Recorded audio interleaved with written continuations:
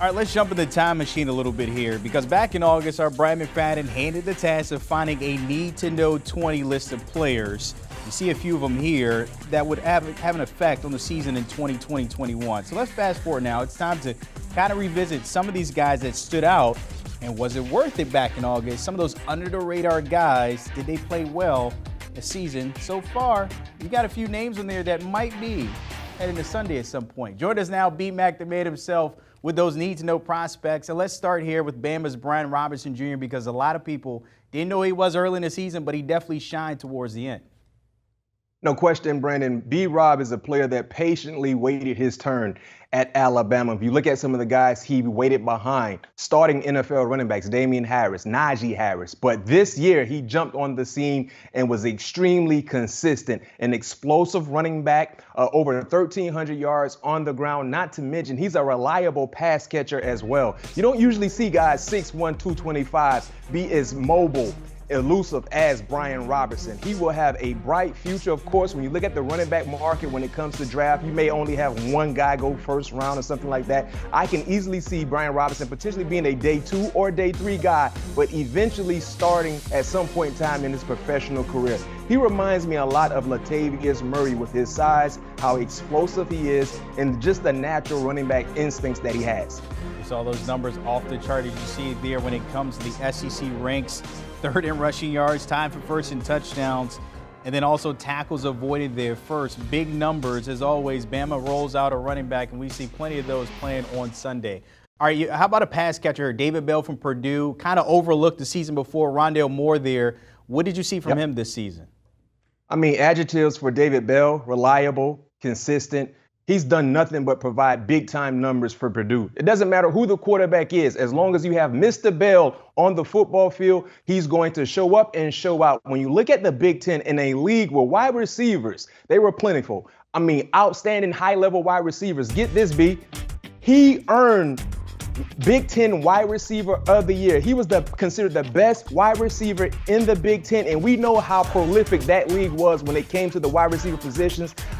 93 receptions, almost 100 receptions on the collegiate field, over 1,200 yards. An outstanding playmaker. He's not the quickest, he's not the fastest, but one thing about Mr. Bell, he understands angles and he knows how to create separation, and he has reliable hands.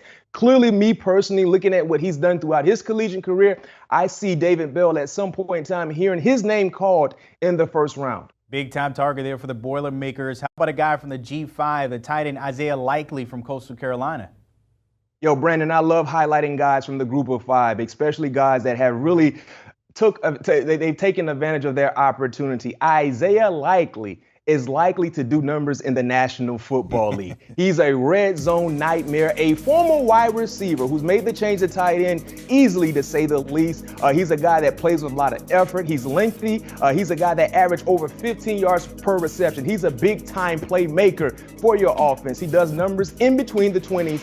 And when I look at his tape, this is a big-time compliment, Brandon. He is a poor man's Kyle Pitts.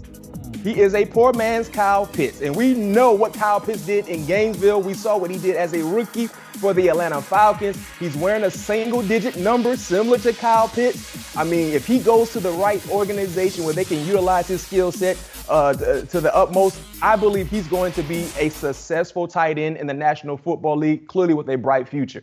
I praise there for the tight end with the Shansa. Before we let you go, clearly, I had to make sure this guy, apparently he's from Florida State. And I'm not surprised because that's your alma mater there. Jermaine Johnson II, you have the floor. Tell us about the in rusher there for the Seminoles.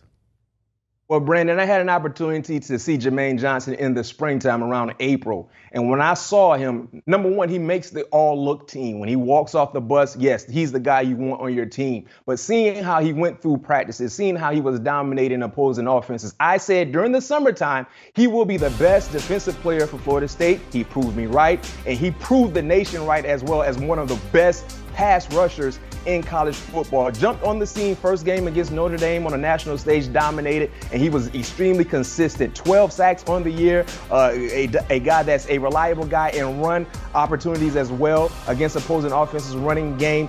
He's a guy that In the beginning of the season, Brandon, it's safe to say he probably wasn't considered a day 3 guy, right? Didn't play a lot at Georgia, a situational-like player.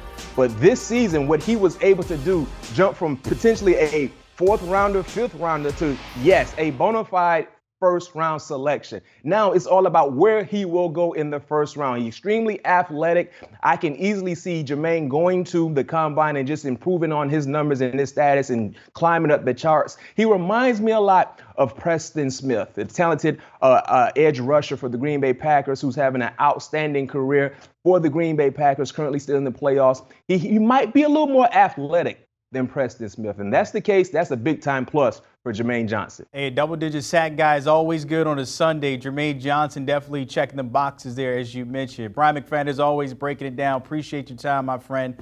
Don't forget, you can catch him on All Things Covered, always breaking it down with Patrick Peterson. The fellas chopping it up per usual with Rondé Barber on loaded 2002 Bucs defense. John Gruden replacing Tony Dungy.